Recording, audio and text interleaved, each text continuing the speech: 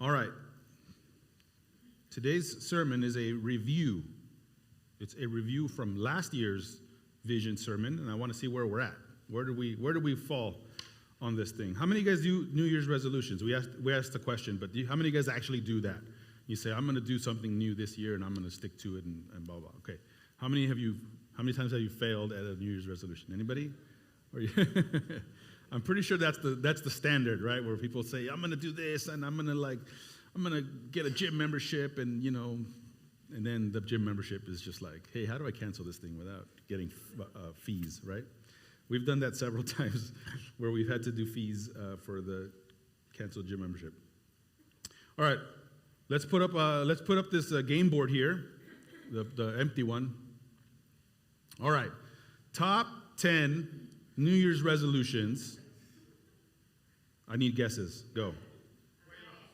Okay, weight loss. Yes, that's one. Okay, exercise. Yep, that's one. That's in there. I couldn't make it move, so I'll just show them to you all at the end. If I just want to see if you guys can name all 10 of them. We're not that. I couldn't figure out how to elaborately do this thing. Okay. Yeah, I'm not Steve Harvey. Maybe I should just leave the stash. No. Okay. Okay. So yes, exercise. What else? Lose weight. Yes, that's the similar vein. Find love. That one was not in there, but okay. We know what you're thinking of. Okay. All right, guys. Everybody out there, let's find some dates for this girl right here. Okay. Anything else? Travel. Okay. It's okay. Yes. There's one that's in there that's like that. What is it? Stop hate. Okay. That's an ambitious goal. Okay. All right. I got that. I like that. Spend more time with your family. Okay. Good. All right. I think you guys kind of got the general hint of it. Let's see the answers so we can see what was actually up there. Okay. Exercise more was obviously number one. Okay. Save more money. Eat healthier, which is like exercise, but it's different. Be happier. I mean, who doesn't want to be happier, right? Lose weight, yes. Improve physical health. Improve mental health. See, not a lot of people mention mental health, but that's important too. Spend more time with family and friends. You guys called that one. Reduce stress and learn a new skill or hobby. How many of you guys had one of these for next year? Anybody? Yes? We're all going to look fabulous at the end of next year. No, we're not.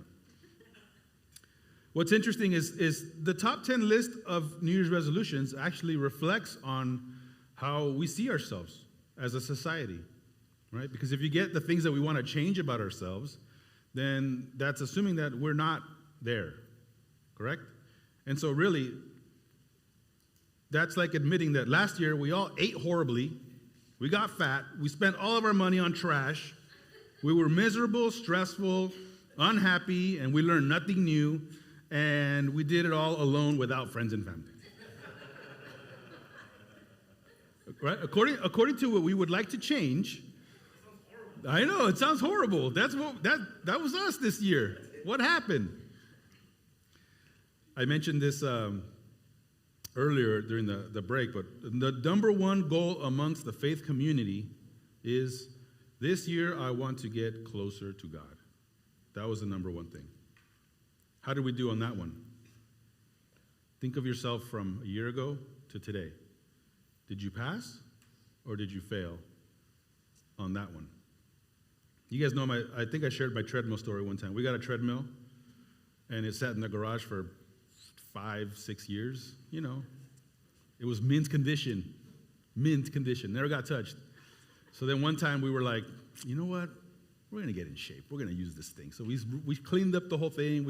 We took all the boxes off of it. We took all the clothes that was hanging on it, and we put it all away, and we set that thing up, and we turned that puppy on, and guess what happened?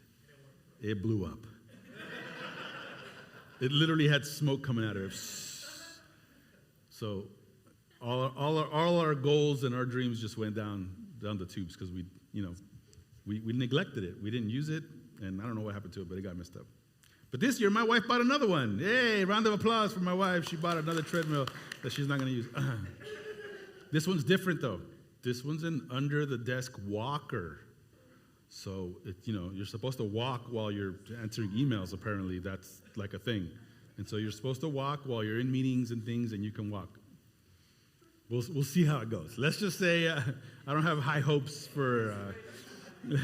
We'll do it. Next year we'll see how that went, and I'm gonna assume that it didn't go great. Okay, so it'll be on offer up in a few months. It'll be for sale. So if anybody's interested in that, we'll put that up for sale. Now, studies have been made on why New Year's resolutions fail. Obviously, there are many reasons, but the top 3 reasons why New Year's resolutions fail is because they have lack of specificity, right? We have a slide for that? I think we do.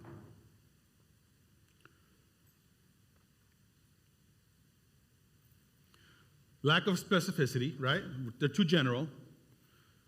No plan, which is just you say, I want to do something, but you don't have a plan to do it. And no accountability. If you don't accomplish it, nothing happens. Nobody knows. Nobody cares. And you forget about it. Lack of specificity. Instead of saying, I want to lose weight, you should say, I want to lose 10 pounds. See the difference? There's a goal there. Instead of saying, I want to lose weight, you say, I'm going to fast for 3 days. On Monday, I'm going to do cardio. On Tuesday, I'm going to do weights. And then Friday, I'm going to go swimming. And then go golfing. No accountability, right? I want to lose weight versus I want to lose weight. What if we partner with 2 or 3 people and create an accountability group? And we hold each other accountable to what we say we're going to do. I know a guy who started doing he started joining run clubs. You know what run clubs are?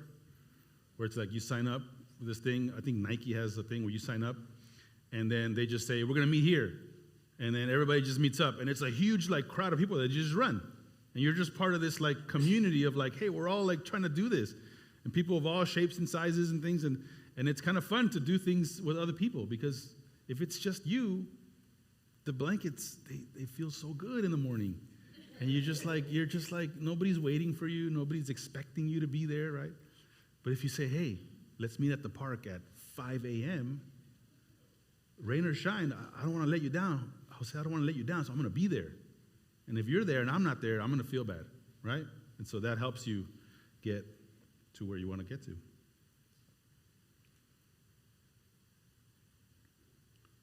How many of you guys can... This is a quiz question. How many of you guys can, without looking, say word for word the vision of this church?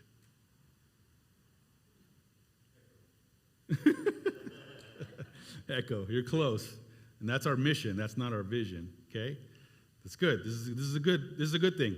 This just proved my point. The vision, we need to continuously make it part of our language. That's my fault. We've been busy and doing all kinds of other things in the church, right? But we need to stay focused on our goals. And it's the same in life. We have goals, we have New Year's resolutions, we have ambitions, we have things. I need to get this raise, I need to build this thing in my house, I need to finish the car that I'm putting together. Whatever it is you're doing, you have these goals, and life comes, and you tend to kind of put those things aside for what's immediate in front of you. And over time, you kind of forget that you had these goals, that you had a vision for your life, that you had a mission that you were on, that you just neglected. The vision of this church is to echo His love and grace in every heart and home, creating a lasting impact for generations to come. Okay?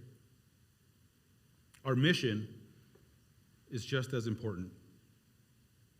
Can we put the mission up there? This is the mission of our church. We are passionate about reaching families with the life-changing message of Jesus. Through dynamic worship services, intentional discipleship, and community events, we create a space where families can grow in endurance, build Christ-like character, find unshakable hope, and live in God's divine order. Okay? That's what makes the word echo. Endurance, character, hope, and order. I wanted to show it to you in a different way. The next slide has it broken down Okay? Our target audience is families. Now you can say, well, what if somebody doesn't have a family? They can still be part of our mission. Our mission is to reach families. Our mission is not to necessarily be families. Our mission is to reach out to families. We feel that we have been uniquely gifted to minister to families of all kinds. Our goal is to share the message of Jesus with those families. How do we do it? We do it with worship services, which is what we're doing now. We do it through discipleship, which looks like our midweek Bible studies, our online groups, all the different things that we do throughout the year, and community events, our potlucks, our after parties, our Friday night summers, all the things that we do and invite the community into what we do are the way in which we accomplish this goal. We have certain values, right? We want families to have endurance. We want families to be able to withstand when things come our way. We want them to have Christ-like character, okay?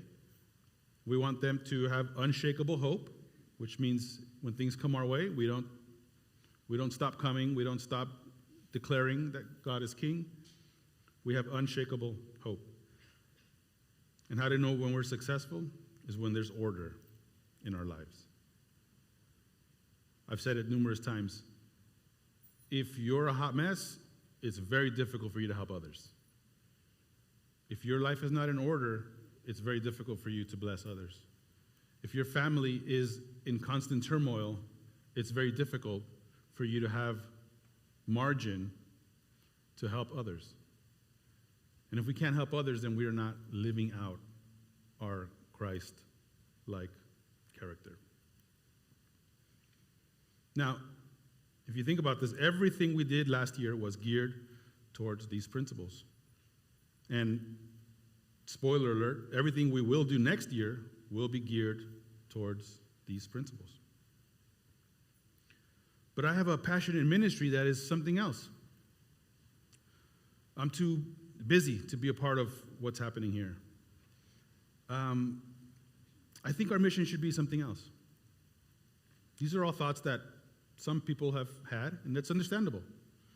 We came into this congregation a little over a year ago, and we established the mission that God had called us to execute here.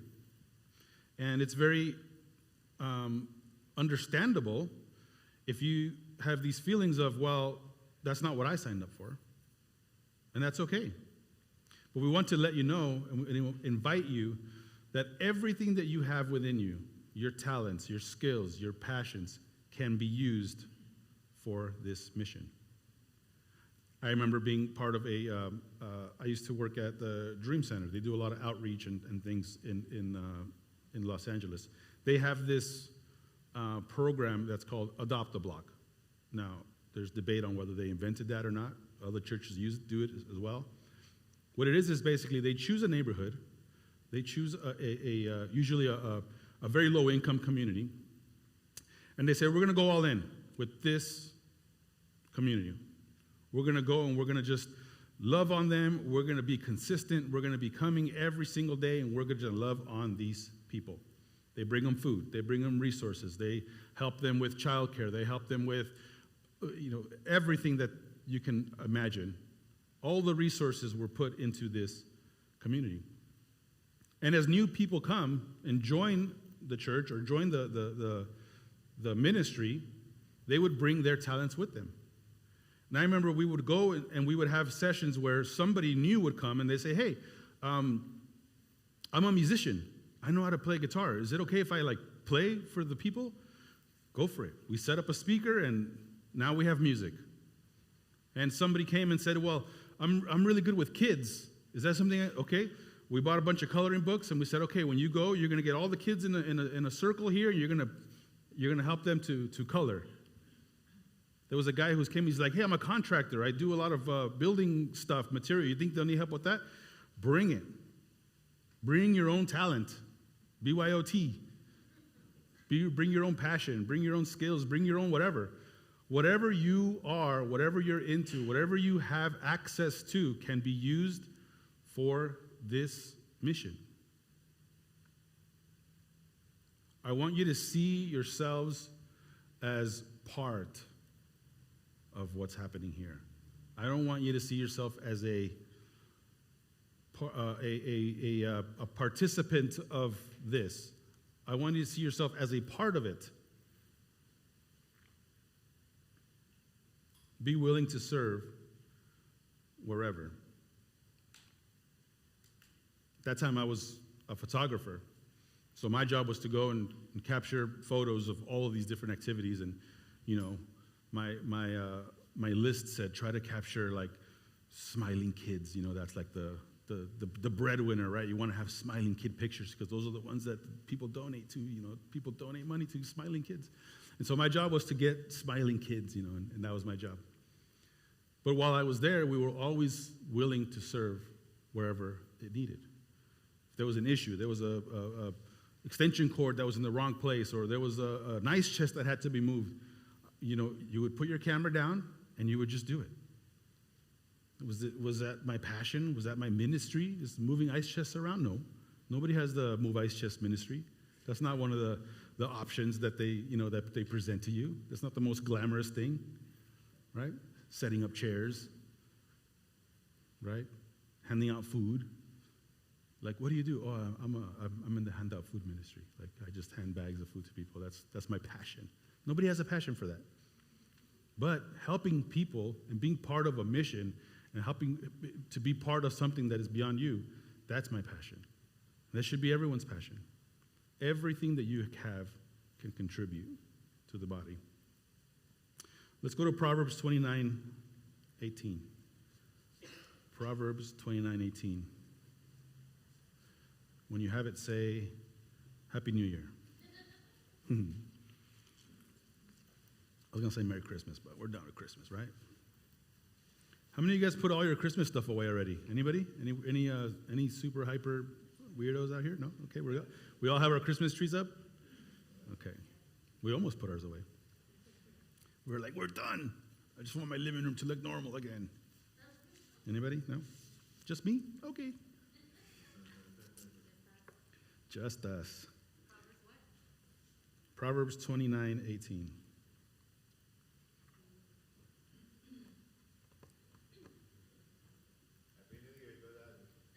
Happy New Year's. Nobody said Happy New Year, so I'm assuming it. Thank you. All right, it says, where there is no prophetic vision, the people cast off restraint, but blessed is he who keeps the law. Okay, what does that mean? People cast off restraint. Restraint is when you're tied up, right? When you have, that can be interpreted as rules. When there's guidelines, when there's boundaries, when there's rules, when you cast off restraint, it means no rules, free. We had a video of our daughter Emma.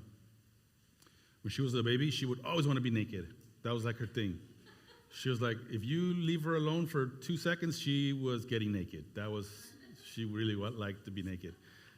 And so we have this video where we're in the kitchen doing something like that, and then all of a sudden we hear something, and then we pan the camera, and Emma's hiding behind the wall like this, and she's butt naked, holding her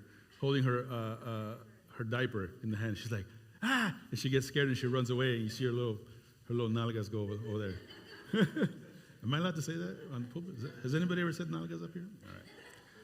Booty, her booty. Cast off restraint, freedom. That's what I think about when I say this, okay? Another way of saying this verse, it says, where there is no vision, there's chaos. Where there is no vision, chaos thrives. Chaos has room to grow. Okay? How many of you guys wandered this year? You know what wandering is? When you just kind of go through the motions, no real drive or reason to wake up. I went through a couple seasons this year of just wandering. We would have conversations and we'd be like, I feel like I'm not doing what I'm supposed to be doing, or everything that I am doing, it's it's not getting me anywhere. It's kind of like you're in a hamster wheel, just kind of turning and just doing the thing, you know? I hate that feeling. I love being excited about what is coming. I think we have some personalities, they need something to look forward to. If you don't have something to look forward to, then you're like, you're going crazy. I call it the Disneyland feeling. You know what the Disneyland feeling is? It's when you know you're going to Disneyland tomorrow and you're like excited, you can't sleep. You're like, oh, we're going to Disneyland tomorrow. Maybe not as an adult, or maybe some of you. Some of you get really weirdly excited about Disneyland as adults. Let's calm down on the Disneyland as adults thing, okay? Let's all let's take some kids to Disneyland. Can we go back to making Disneyland about kids? Okay. But you have this feeling of like, I'm excited about what's going to happen tomorrow. You can't even sleep. You're so excited. This year's focus for us was the church building. The big focus for us was to get the building to a place where we felt this is how we like to do church. And unfortunately, I do recognize that it did at times seem like we were kind of rushing things. It did seem like, every single time you would come, you would see something new. You'd be like, I don't know what's going on. This is now changed and this and now this. And I understand that there was kind of some times where it was a little disorienting. But that was our focus.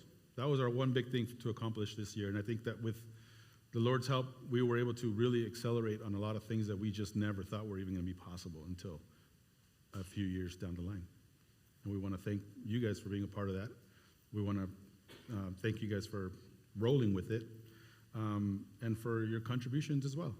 We can't do anything in this church without the contributions of the congregation. So thank you guys for that. Let's give you guys a round of applause for that one. I'll give you a good example. We just shared that, last week we had the Christmas service, and one of the things that we did was change the lights. So these lights are brand new, and we can control them back there, and we can do all kinds of cool stuff. You guys saw during the play, we were able to make them flash in different colors and all kinds of cool stuff, right? This is it's about $7,000 worth of lights. Guess how much we paid for these lights? Any guesses? Zero. Wow. Why did we pay zero?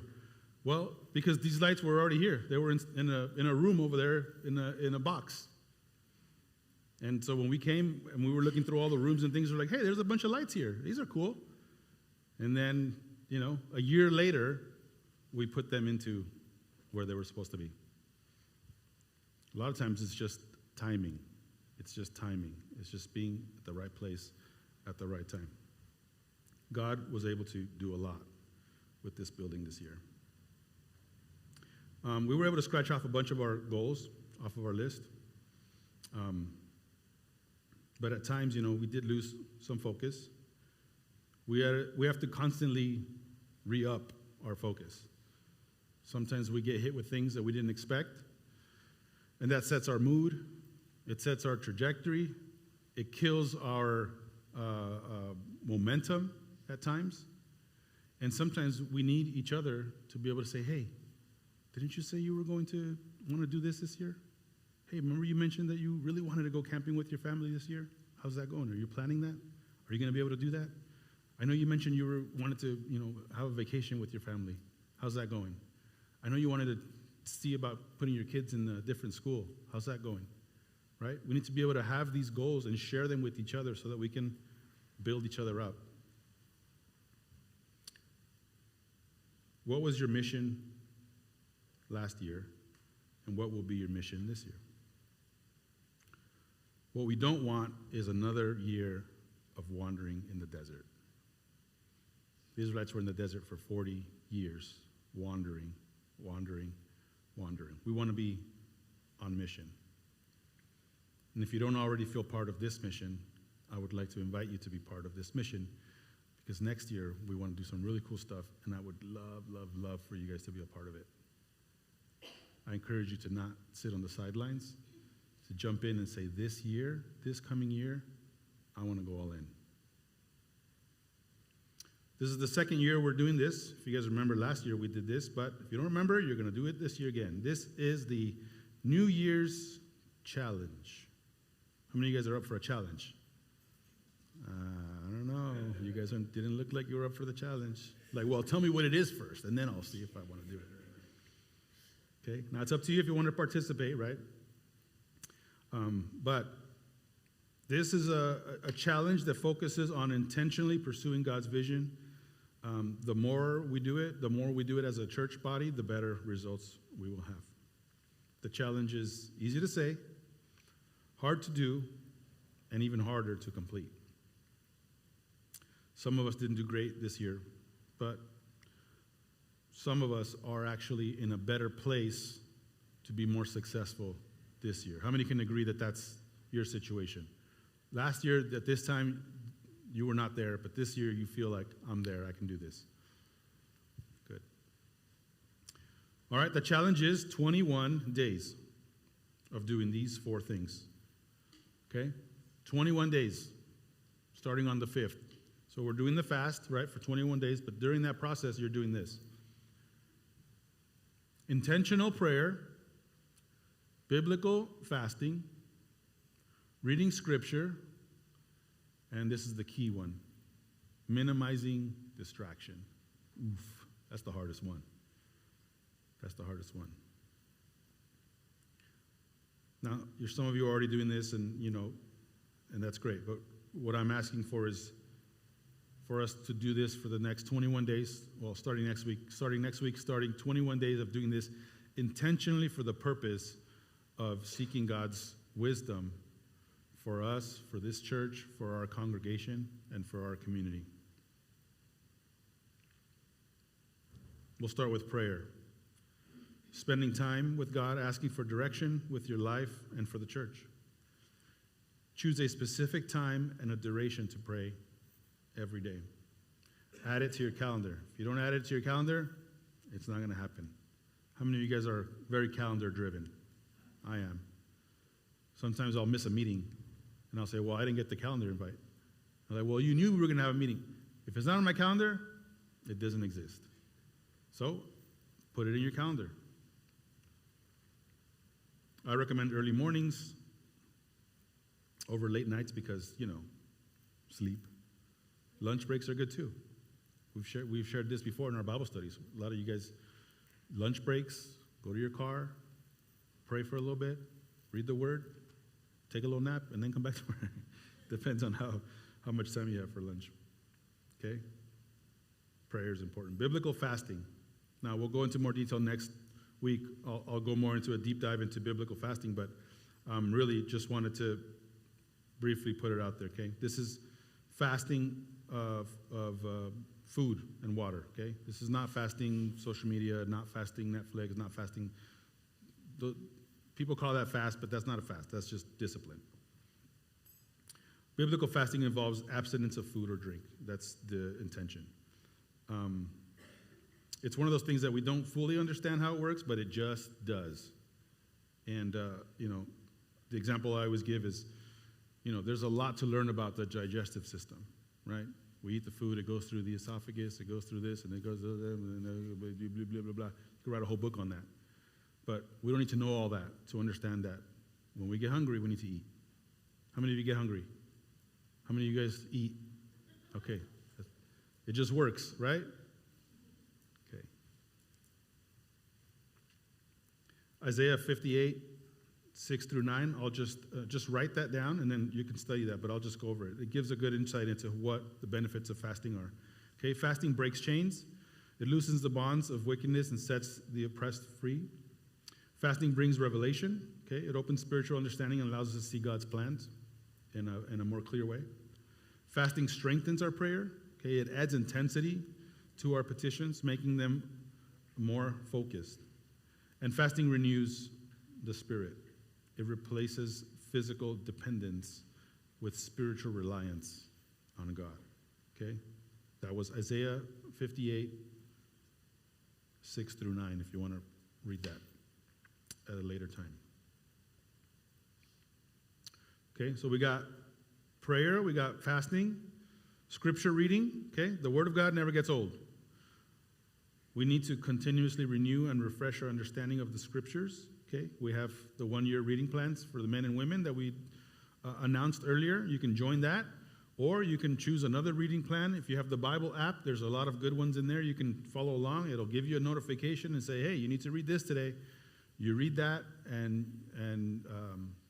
you can do it that way. Or you can do the old open the Bible and do one of these and then read it. Whatever works. As long as you're reading it, it's all good. Okay? Scripture reading during these 21 days.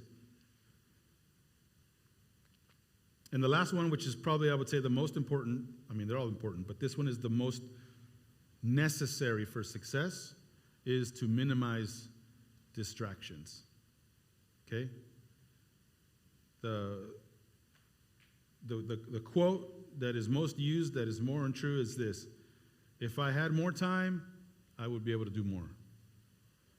If I had more time, I would be able to do more. Okay?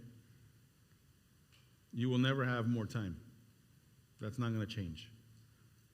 If we were able to get more time, you would just fill it with more Netflix. So that's not the solution. Okay? Every one of us has the exact same time allocated to us. Do you ever see somebody doing something cool and you're like, man, I wish I had time to do that? I always see that when I see like a guy like in a canoe, right? I don't know why, but I feel like I've always like I'm a canoe guy trapped in a Mexican guy's body that doesn't know anything about canoes. It always looks so peaceful, like he's out there, like. But then I think like, man, what must this guy have said no to, okay, in order to have the time to put a canoe on a car, drive to a canoe place, I don't even know where you, and get into a canoe and just be out there, right? Like, how much work would he have had to put in with his wife so that his wife would say, yeah, you can go canoeing by yourself? Because it's not a two-seater. I mean, they have those two-seaters, but that one-seater is nice. Every yes you give is saying no to something else. Every no you say is also saying yes to something else. You don't have more time, but you do have the right to say yes or no and prioritize what you want for your life. I ask you to be more intentional with your time these 3 weeks, these 21 days. If you have to, remove the apps, unplug the TV, shut down the Wi-Fi. Trust me when I tell you, the endless scroll will be right there when you get back. It's not going anywhere. You're never going to get to the end. You know, every once in a while, I'll get one that's like a joke. I don't know if you've ever seen these, but you'll get a joke that says, that's it, you reach the end of the internet. Like, stop scrolling, right? And those are cool because then it makes you think like, oh, man, like, is there ever going to be an end? There's no end. It'll go on forever. I know from personal experience that a lot of the anxiety, depression, stress that we feel in the human experience is self-inflicted. A big part of what it is based on what we consume on a daily basis. If we're consuming garbage, we're going to feel like garbage. If we're consuming drama, we're going to have drama. If all we see is negativity, guess what? We're going to feel negative. Stop doom scrolling and read the scrolls of Scripture. I knew you would like that one. Yeah. You know what's funny is like, I don't know, I guess I'll share this because it's interesting. Whenever I do a sermon, I finish a sermon, I actually copy it and I paste it into ChatGPT. And I ask ChatGPT if I'm missing anything, if there's something that can be explained better, or, I ask it for its advice on my sermon. Is there any questions that might arise from this that were not addressed, And when I did this sermon, one of the feedback it gave for that specific line was, "Keep this, it's fire." It said keep this, and a little fire emoji on there, right? So, ChatGPT's lame. I mean, it's cool, but stop doom scrolling and read the scrolls of Scripture. Fire. I'm going to put that on a shirt just to be funny. But it's true, right? During this time, I encourage you to join our reading plan groups. Ask questions, share your thoughts, encourage others, share testimonies. There's no way that when you start engaging and you go all in with scriptures and prayer and fasting and minimizing distractions, there's no way that things do not begin to manifest for the better in your lives. And it's important for us to share those things. We've been watching this show on the Angel Studios app. It's called Miracles. Miracles? Has anybody heard of this show before? So it's a couple. They're like scientists, and they go around studying miracles. Like they go and they follow up on the stories of miracles and things, but they want to prove the scientific behind the miracle, right? Basically, they want to prove for sure that it was a miracle, and not some medical breakthrough or something like that. And so there's a lot of stories that it's like there's no way that this can happen in nature or in the human body or something. Like literally, physical intestines have grown back from nothing, which doesn't happen. We're not lizards that grow stuff back. And so they study it. They actually get the X-rays. They do the whole thing. The before and afters. They say, okay, this is a miracle. And they always share that it's important to share these testimonies. And in almost every single episode, the sharing of the testimony of the miracle caused a ripple effect, which caused more miracles to happen. Somebody gets healed, and they're so grateful of their healing that they go and reach out and share their testimony, and somebody hears that testimony and says, hey, I have the same thing. And that results in a miracle happening for that person as well. And so sharing our testimony is part of the process in which we can help others and bless others. Some of us are shy. Some of us are like, well, nobody cares about me. What my little of what? I needed $10 and I found $10. Wow, that's not like those little things are amazing. Those little things are a reminder that God cares about us even in the little. Even in the little. Even when we find that perfect parking spot at Costco. That's a miracle. Especially during the holiday season. Unlike a New Year's resolution, we will be successful because we will be specific with our vision. We will have a plan to accomplish our mission, and we will hold ourselves accountable to what we set out to accomplish. And we will have a good start in time for Easter Sunday. Okay? The last piece of the puzzle is to have a deadline. Okay? If you give yourself the whole year to lose 10 pounds, guess when you're going to lose it? Or when you're going to really try to lose it?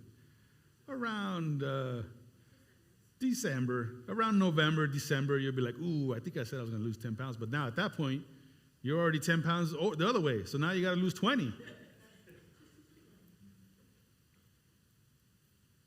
Set a goal. Be specific. This is an example of a great resolution goal for 2026, okay? Be specific. I will pray from 6:30 to 6:50 a.m. every day. Okay? That's very specific. Make a plan. I will be fasting and only eating natural foods from 6 a.m. to 4 p.m. Only water, no coffee. Okay? That's specific. Some of us say, well, I want to do the fast, and then you wait until you have something in front of you like, can I eat this or not? One time we were doing the fast at our church, and we were all posting like our food, right? We were posting like, hey, look, I made lentils. Yeah, it was like, yay, he made lentils. And then oh, I made some tofu stuff. Oh, yeah, tofu. Everybody loves tofu during the fast because that's the only time tofu sales go up, during the fast. And then we had our, one of the youth pastors there, he posted and he said, oh, look, I made these pancakes, right? And we're like, I don't know if pancakes is, We're like, hey, you posted pancakes, but like, I don't think you're supposed to eat pancakes. And he's like, no, they were organic. And I'm like, I don't think it works that way. That's not the way it works. And so he had to revise the manual, and then it's like, oh, okay. So then, but it was like, hey, you gotta have a plan. You gotta know what you're doing before you get all the way into it. I wish pancakes were on the fast. Have accountability. I will ask one or two people to partner with me to stay committed and encourage each other. How many of you guys can attempt to be accountable to somebody that is not your spouse or does not live in your house? Because then you guys it's easier to be in cahoots. Hey, I won't tell anybody. If you don't tell, I don't tell. Let's go crazy on these nachos real quick. That happens. Don't let the enemy come in and try to give you nachos. You don't want to do that. Okay. I will join the daily reading plan group, and I will stick with it. No TV or social media from 5 p.m. to bedtime. That's reasonable. Have you ever done that? You should try it. I'm telling you, it's like one of those things where it's like, sometimes you'll be like, man, I need to go, I feel like my body just feels like I need to go run. And then you go run, and you feel good. You feel like I have energy. I'm like, I see everything different. Like the colors, like everything's brighter. Like, this is awesome. Like, why don't I do this every day? And then the next day comes and it's like, I don't want to go run. It's like, it's good for you. It feels good when you do it, but you just don't do it. TV and social media that's the same way. I know it's tempting. I know it's probably like one of the hardest struggles, but if you can commit yourself to no TV or social media or screens in general from 5 p.m. to bedtime, I guarantee you will find lost time. You're going to be sitting around wondering, where did all this time come from? I don't even know what to do with myself. I have so much time. With the kids too. When we do a little, what do you call it, like screen time, what do we call it? Like fasts, I guess, but where they don't have screen time, seasons. And of course, when they don't have screens, guess where they are? They're over here bugging us, right? They just sit on the couch and they're like, so what are we doing? What do you mean, what are we doing? Go read a book or something. Leave me alone, right? But it also brings families together. No screen time brings families together. It just forces you to interact with each other and not be distracted and waste time on screens. Okay? And then also we will be praying for God to reveal, to give us courage in what we need to do during this season.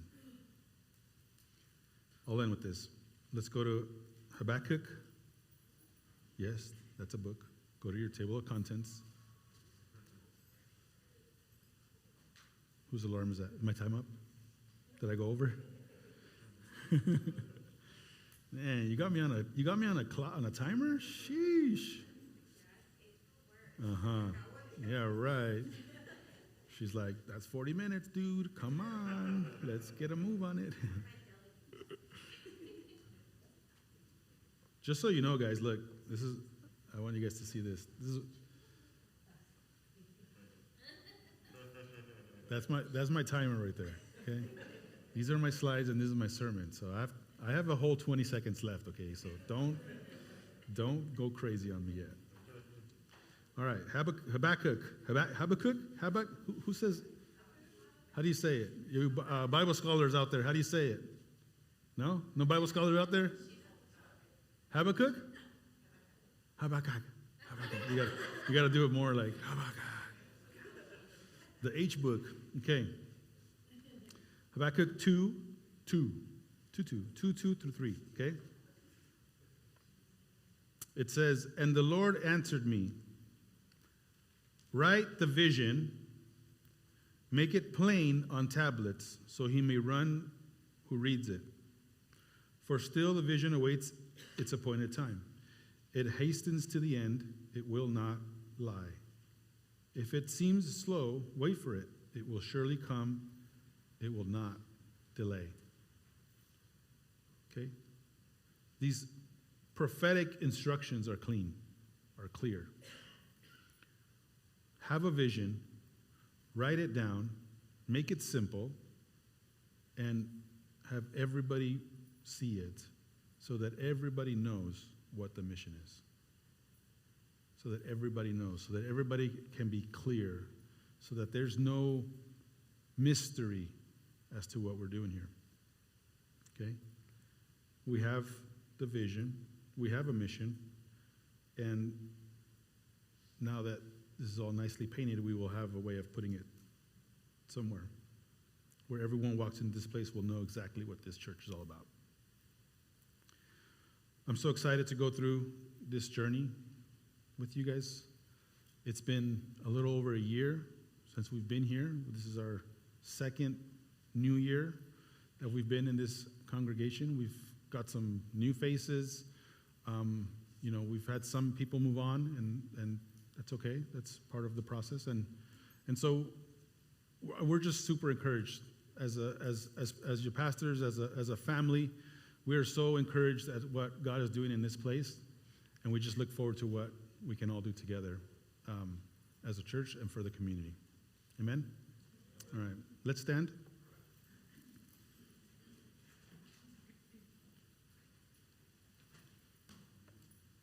You want to say something or no?